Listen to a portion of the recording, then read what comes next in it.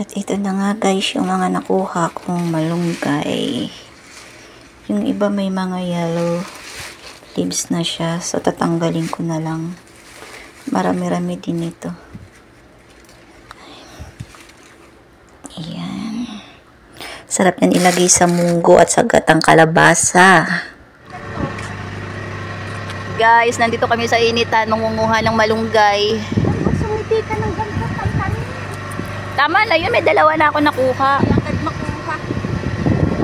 Look, kaso mga dry na, kalbo na. Dito sa ibang bansa talaga guys, malalaman ninyo na Pinoy ang nakatira sa bahay na yan kapag ang harap ng bahay nila ay may tanim na malunggay. Basta may nakita kayong puno ng malunggay sa harapan o sa likod ng bahay, for sure yan, Pinoy ang nakatira dyan. A few moments later. Hi guys, may tinanim nga pala ako dito ng dalawang sanga ng malunggay. Sana mabuhay ka kahit sobrang init ngayon dito. Mabubuhay ka, diba, diba, diba, diba?